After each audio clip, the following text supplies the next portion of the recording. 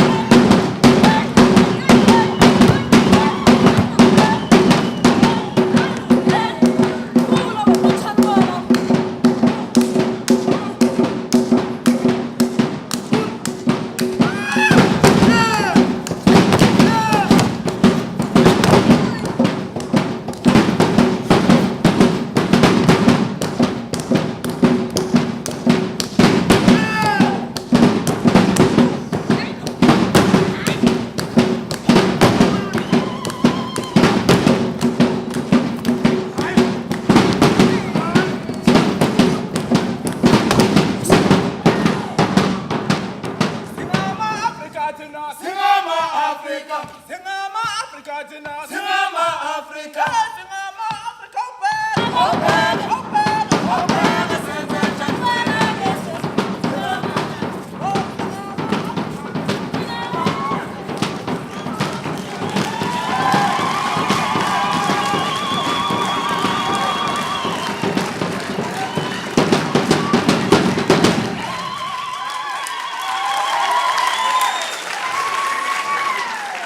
that was amazing. Another round of applause, please.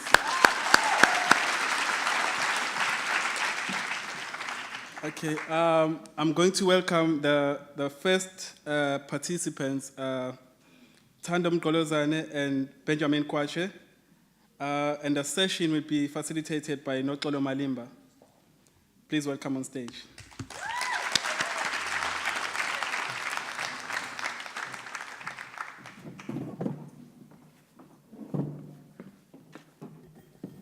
Our session is bound to be a disappointment after this performance. Can't top that. Good evening, everyone.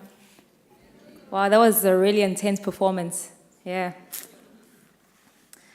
Okay, so I'm sitting here with Thando Mgqolozana and Benjamin Kwakye. And we're going to be discussing transforming old contexts into new. Now, remember 2 years ago, Thando, you were here on this very stage. I remember I was sitting here at the part of the audience, and you were here to talk about your debut novel, A Man Who Was Not a Man. Little did I know that 2 years later, I'd be sitting across from you to chat about your new book, your second book, Hear Me Alone. So to you, it's welcome back to the stage. Thank you. I'm here every year. Not necessarily talk about books only, but maybe that will come up later. Yeah, cool. And to you, Benjamin Kwakye, welcome. Thank you. Right. So just to give you a bit of a background or summary of each of their books, let me start with Thando's book, Hear Me Alone. So in this book, Thando, you give an alternative account of the nativity story of the Bible. Through the character of Boy Ifa, you basically, this guy writes a series of letters to his friend Theophilus. And he recounts to him the events surrounding the birth of the Messiah. So this is 1st century Judea, made over. It's a really new narrative. And it's a Nazareth that's been placed in an African context. All right. So in the 21st century, Thando, you take this story from an old context and you give it a totally different spin. I wasn't there in the 21st century. All right. And then moving over to your book, Benjamin, The Other Crucifix. So the key narrative of this book, a young black boy from Ghana, Jojo Badu, he leaves home for the States to a liberal arts university. So he narrates the story against the backdrop of 60s and 70s United States and Ghana. So at this time in Ghana, it's kind of the country has gone into the post-independent stage. And in the US, it's the civil rights movement that's happening. So to both of you, my first question is why? Why was it important to take these past contexts and the stories of those contexts and then to relay them in a new context? Basically, why tell these stories of old within new contexts? I'll start with you, Thando. Well, I think the first obvious thing for me was, when you're a reader, and I consider myself one, although some of my friends don't believe so. When you're a serious reader, you read and you feel like there's a kind of literature that is missing, the kind of literature that you would like to read. And so for me, this is a kind of book that I wanted to read, a book that's not about the issues that we're facing today in the form in which that everyone is doing it.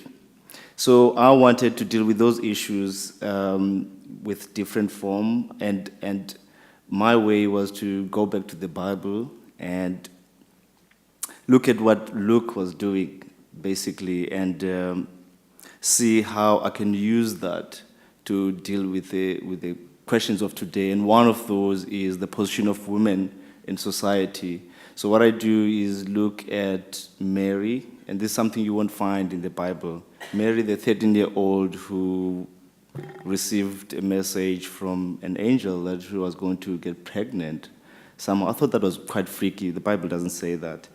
So this is something that I wanted to say, and I'm trying to imagine this. I'm trying to, also it's informed by the fact that I know in our society, those kind of things do happen. You do have children, girl children being basically abducted and forced to marry strangers, old men. So I wanted to look into that, and I realized that it's not something that's happening only today. It happened already in first century Judah. So it's important, I think, for writers to keep reminding ourselves that we have been there before and we are here now. And how do we move forward? Great. That's the how.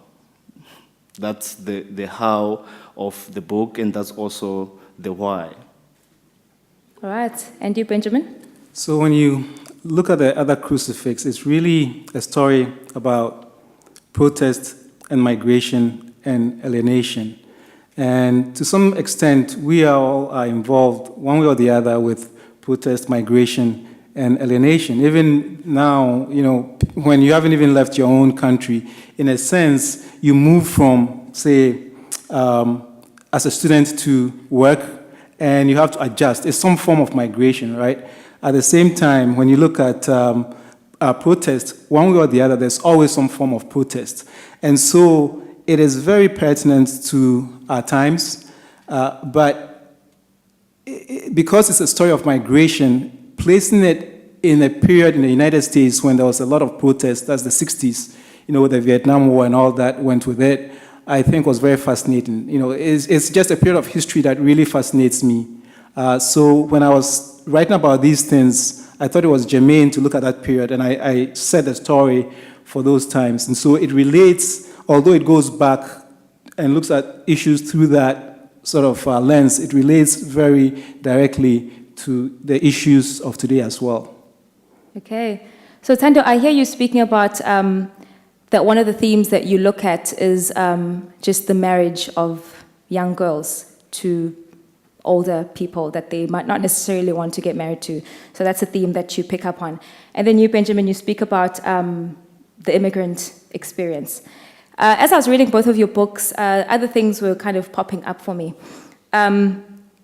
Okay, religion, ethnicity, race, and nationality, and probably many other themes as well. These are kind of giant themes that often have people wanting to be very kind of politically correct when they speak around these themes. People tend to want to play it safe when they speak around these themes. So question for you, Thando. The narrative of your book is mostly against this backdrop of religion. I mean, you take the Bible and you kind of take those stories and you play with those stories. Did you at any time feel the need to censor yourself, where you thought, ish, I could be offending someone through this book? I mean, dealing with that subject matter of religion. Well, yes, you do get that sense, and for me, what it does is it just makes me naughty. Whenever I think that I may be offending someone, I go ahead and do it. So I do not censor myself. I don't know why anybody should do that. Of course, I'm not vulgar, I think, but I don't censor myself. I say exactly what I want to say or what I think needs to be said about that particular social phenomenon or what is not being said. Okay. And then to you, Benjamin, I have a slightly different one for you. Kind of the themes that I was picking up in your book, you know, within this whole immigrant experience, was that nationality and race politics are also quite evident in your book. I mean, Jojo Badu, he's a black Ghanaian in America. Then you also have another character of George Harris, who's almost on the polar opposite, in that he's American and he goes off to start a life in Ghana. So you deal with the relationship between black American and black African, but also with black and white. So how was it with you dealing with these contentious issues? Did you feel the need to censor yourself? No, I think that, from time to time, you do get a sense of, you do get a sense that maybe what you're writing is going to offend somebody.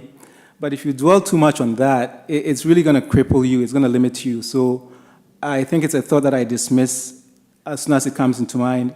And so I write, you know, the theme for this is freedom of expression, right? So I express myself freely without worrying about censorship or about offending people.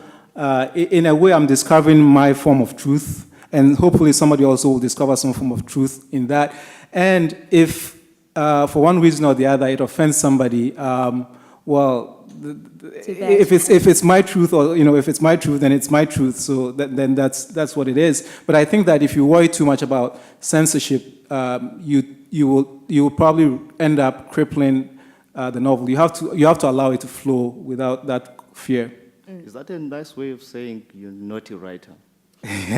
Just like you, Thando. I want him to come out with it. Thando has forced me to confess that I am a naughty writer. Yeah. I'd actually like to read something from the other crucifix, just to kind of give you an idea of just the racial politics and the nationality politics that Benjamin does deal with in his book. It's a very short excerpt.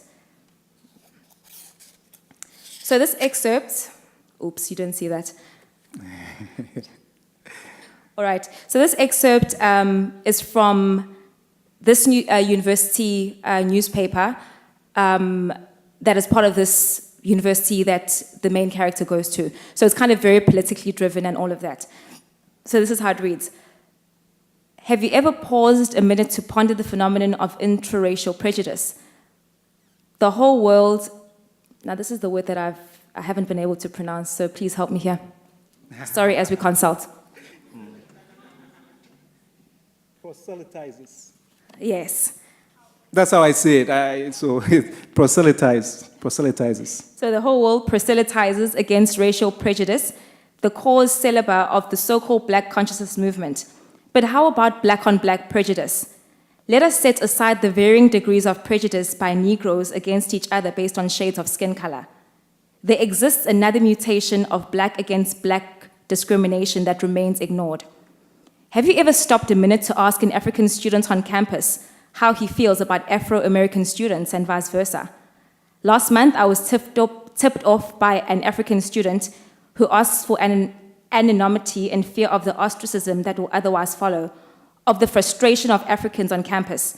Africans are frustrated because they do not quite fit in with white students. At the same time, they can find no sanctuary among American Negroes because the latter, for one reason or the other, tend to deprecate their African counterparts. A number of Africans feel that Black Americans relegate them to second-class status. Says one African student, American Blacks don't like us because we represent everything that they don't want to be. Everything the society has taught them they have to run away from. They blame us for befriending white students, but they don't accept us as we are. In fact, I find more white than Black American students interested in my background in Africa. Some of them even continue to blame us for selling their ancestors into slavery. So those are the kind of dynamics that are explored in this book. Deep.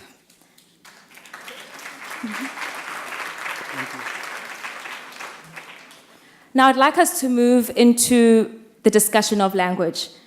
Now, when you deal with kind of the shifting of context, so taking these stories of old and bringing them into new contexts, you have to pay probably more careful attention to language. There's got to be kind of a more focus on language considerations.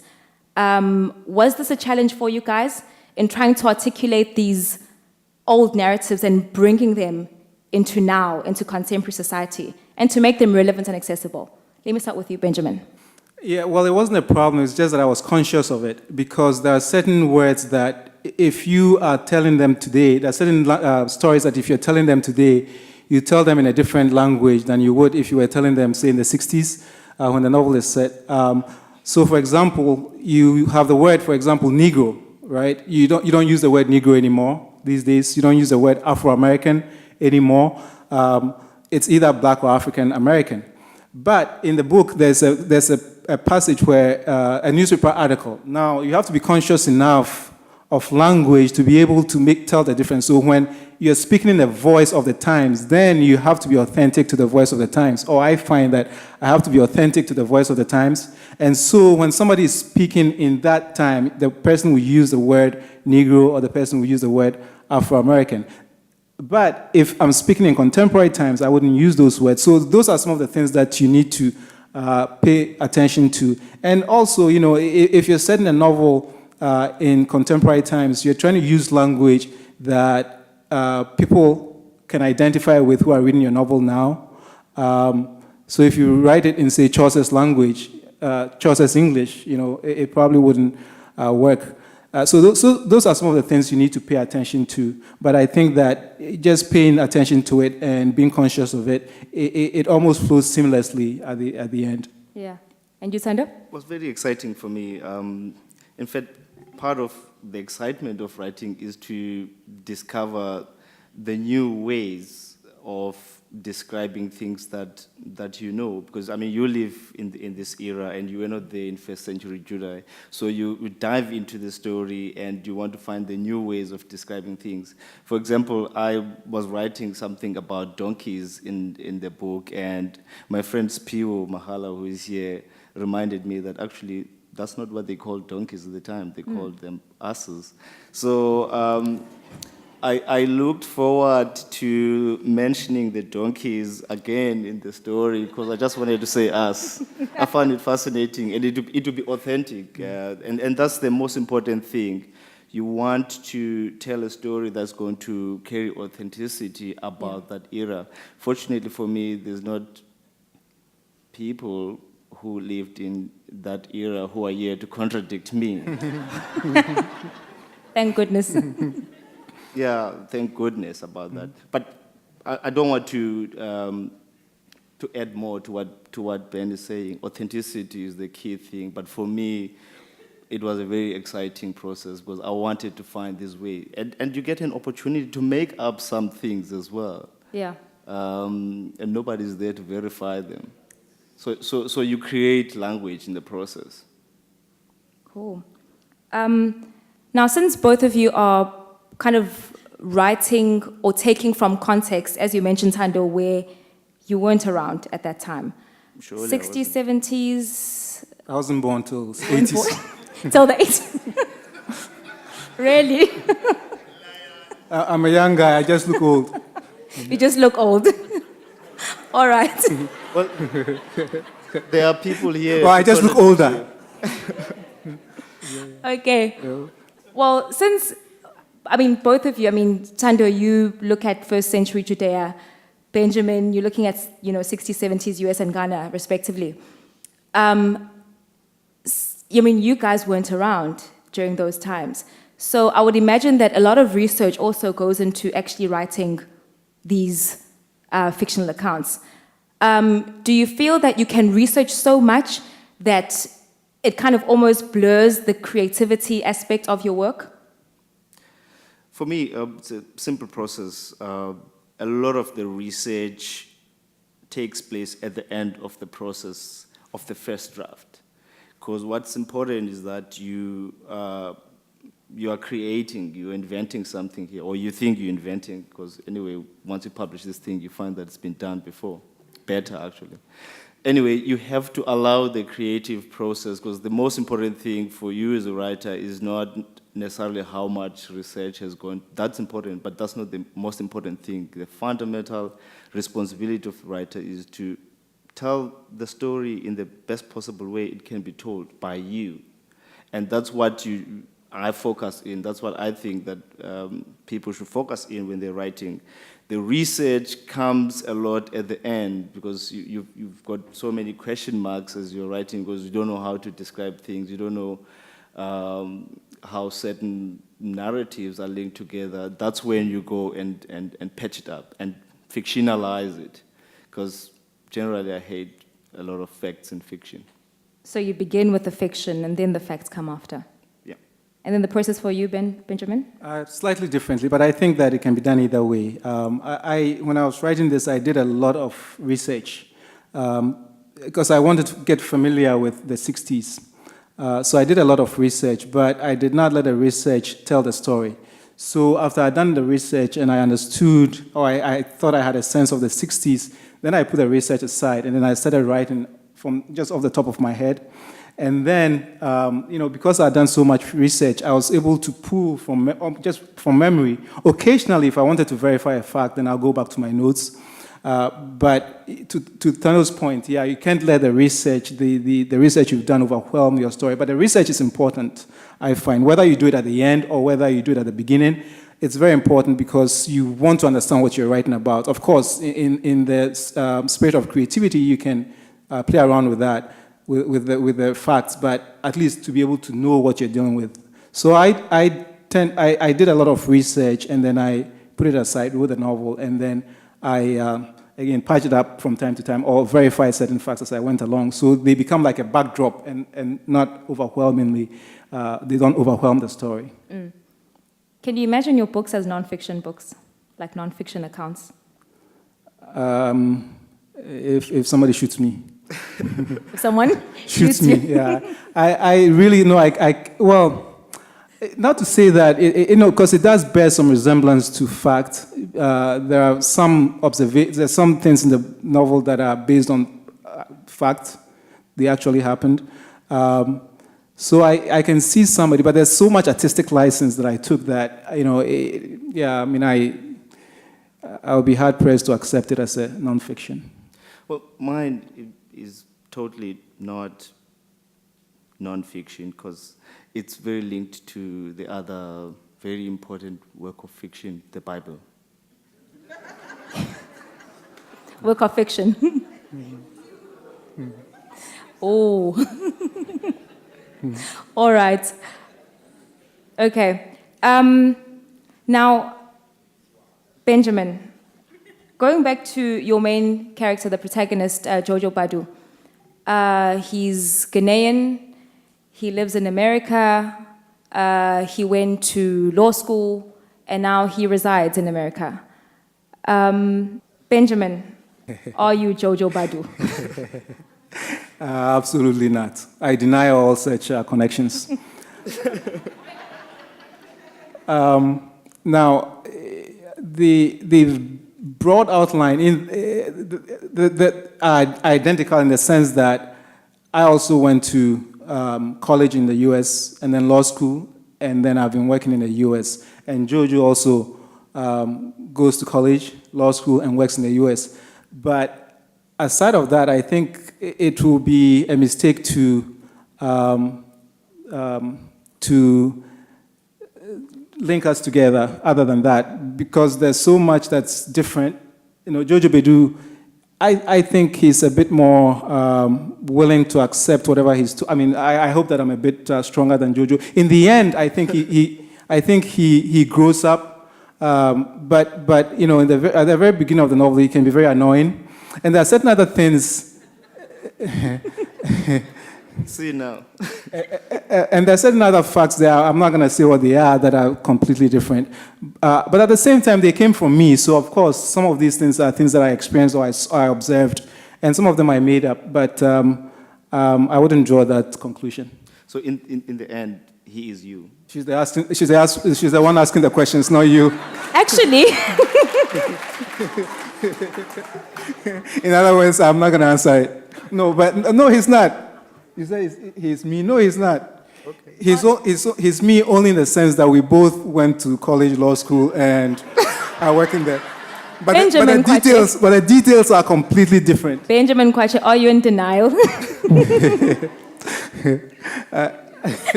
All right, and you, Thando, in the characters that you write, do you see Thando Mgqolozana living and breathing in those characters, or any part of you? Should I tell the truth or? Nothing but the truth. We want the truth. Right. The truth is, yeah. The truth is, I'm writing the story, and you're writing from the things that you know, you're writing from memory, you're writing from things that you observe. So, and when you trying to make a character feel, you imagine how that feels. So you bring a part of you into that. It's your thoughts. But that's where it ends most of the times, except your name is Benjamin. But you know, there are stories there in the book, things that I know that took place in my village. For example, the character who has a perpetual erection. The village seer. That one? Well, no, not the village seer, but the other guy. Yes. I guess lots of them have that condition. Well, I don't know. You have to go to my village and figure out. but there's a lot of reference to things that I know, but it's not necessarily me, and it's not necessarily my experience. I can stand up and you can. He's also in denial, Benjamin. He's also in denial. Please stand up. Yeah. I can't.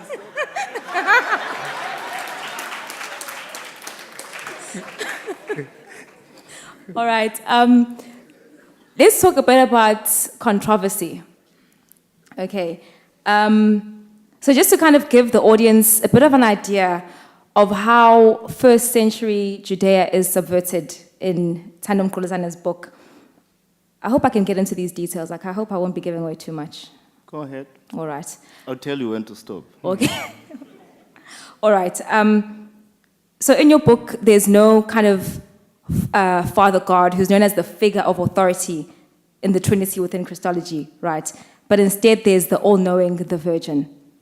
And then through boy Aoife's account, there was no such thing as the Immaculate Conception. The Lamb was born by natural means.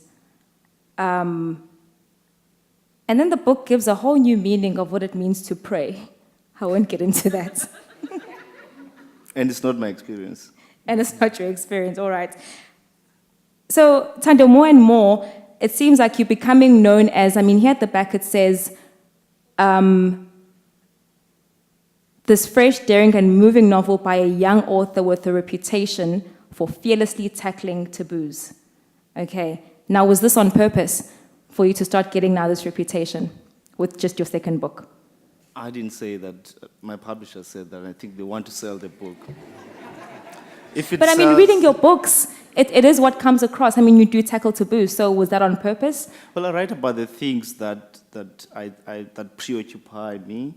I write about the things that I do not think that many other people are paying attention to, or if they are paying attention to those things, I try to find alternative ways of telling the same story in a way that would stay in your mind, in a way that would preoccupy us as a society, and hopefully we can try to find a solution or put an end to something that is troubling our society. So if that happens to be taboo, if that happens to be something that people don't want to talk about, so be it.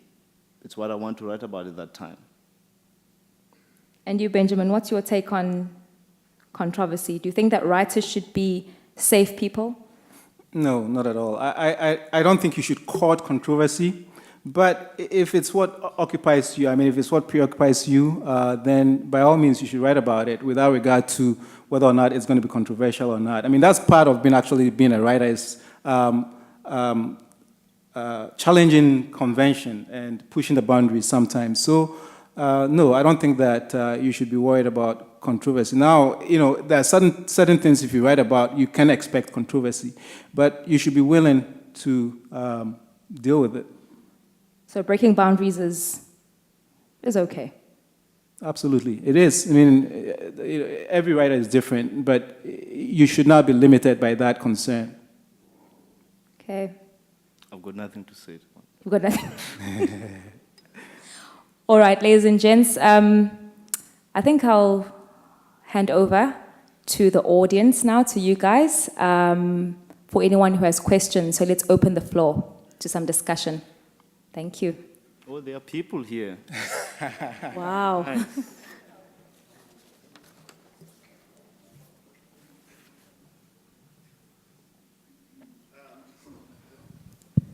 My question is to the both of you. In writing both of these books, did either of you feel that you had to contend with certain expectations of what African writing sounds like and what African writing concerns itself with? Well, I've had to contend with that, not just in writing this book. I've had to contend with that ever since I started attempting to publish, because there's a certain perception of Africa, especially if you live outside the United States. There's a certain perception of Africa, a stereotypical perception of Africa that people expect a novel from Africa to look like. So if it's not about war, disease, poverty, and strife, then people don't see it as the authentic Africa. So if you, it may be the same here, I don't know, but if you live outside, you always have to deal with that. But it's something that I, as a writer, have decided it's not something that I'm going to accept. So when I write a novel, I write the novel that I want to write. I'm trying to present, in this case, it's not necessarily Africa, it's a migrant story, but in my other novels, I try to present Africa as it is with its flaws and everything, but the authentic Africa. So I don't sugarcoat anything, but I'm not presenting the stereotype. So that concern is always there, but it's not what I write to. Yeah, you're completely right. It's not something that preoccupied me as I was writing the novel. The most important thing, as I say, for me was to be able to deliver the story in the best way that I can do it. Whether or not it fits into one thing or another, it's not something that I can tell or that I can change. So it was definitely not any of my concern how it comes out, other than the way that I want it to come out.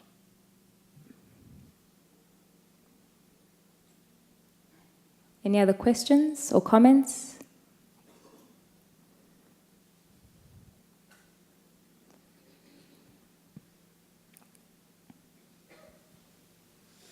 Naughty writers, I would like to say that first.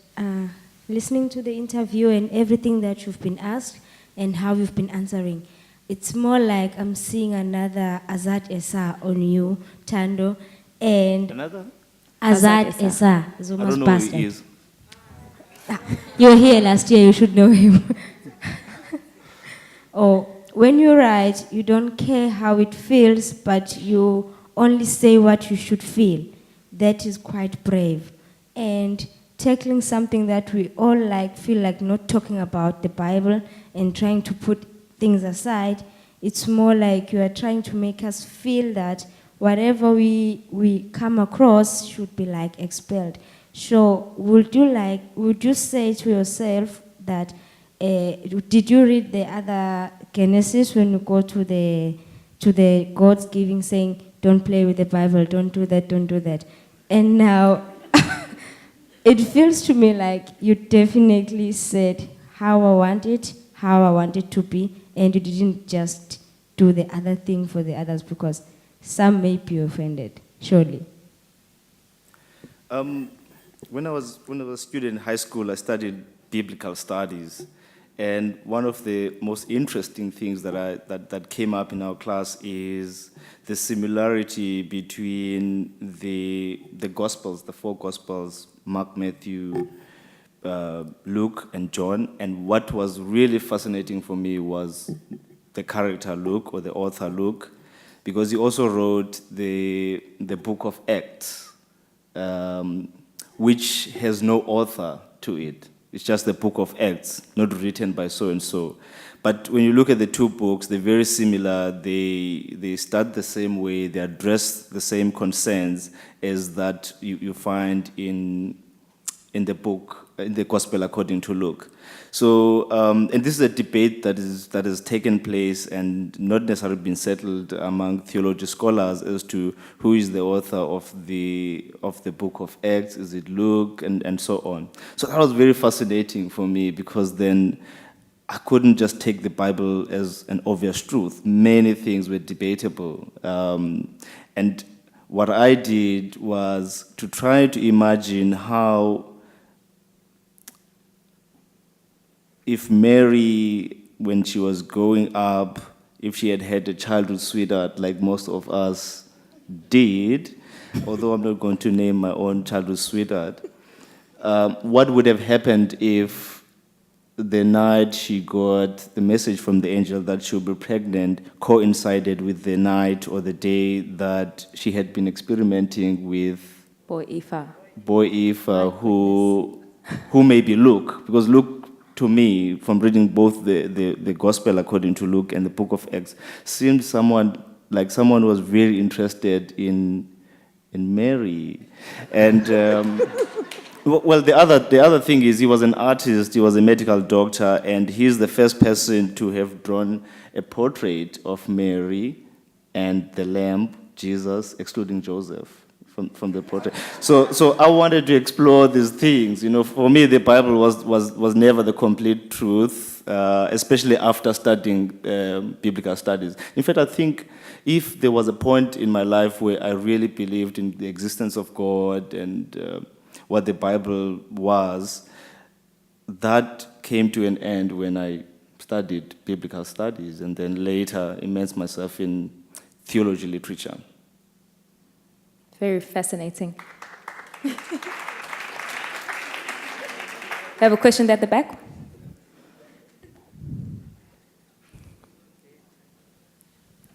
Good evening to you, and it's fascinating to hear your take on the good physician Luke, on his gospel and the Acts.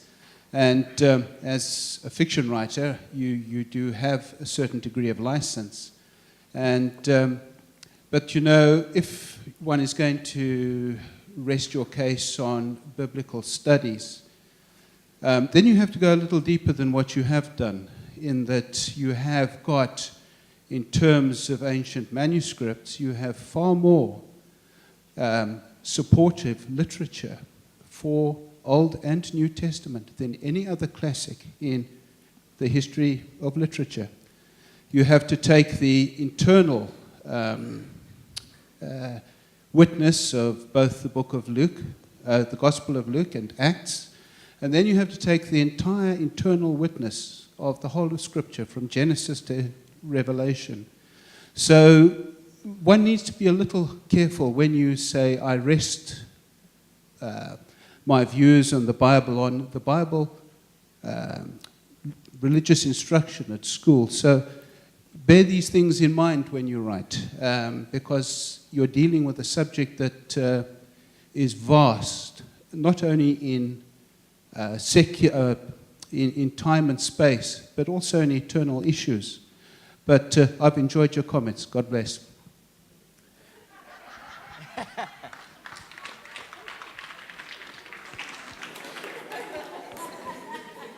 Do I see other hands in the house? I don't want to get into a conversation or maybe into a dialogue with the previous speaker, but I doubt very much, first of all, that you've read my book, so you wouldn't know what's in it.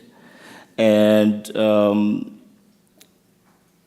for me, sometimes before I write, all that I need is to open my window and I see a story taking place outside my window right there. Many things trigger a story for me.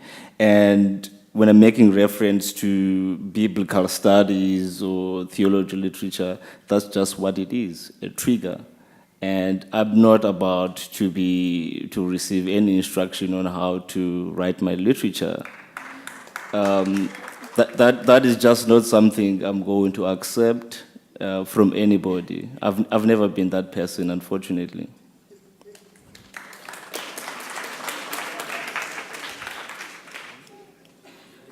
Do I see other hands? No more hands. One hand. Chris Monwick at the front. Thank you. I'll direct my question to both of you. I read somewhere that the job of a writer is to open old wounds, and where there are no wounds, to inflict new ones. Well, do you agree or disagree with that?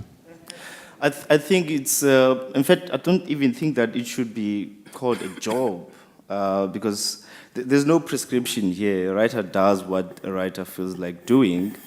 But it's nice to write the kind of literature that bites and stings, especially if you're someone as a reader, you enjoy reading that kind of stuff. That's what it is for me, but I don't have any particular job description as a writer that I write to. Well, I think sometimes the truth hurts, and sometimes the writer sort of holds up a mirror that amplifies ourselves to ourselves. And sometimes when you see that, it's uncomfortable. And I think that's a way of saying that the writer is opening wounds or inflicting wounds. But I think in the course of writing, most writers tend to do that.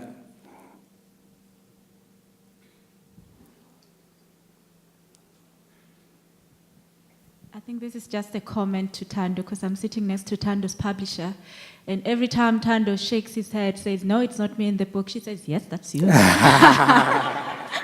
So the truth comes out. Do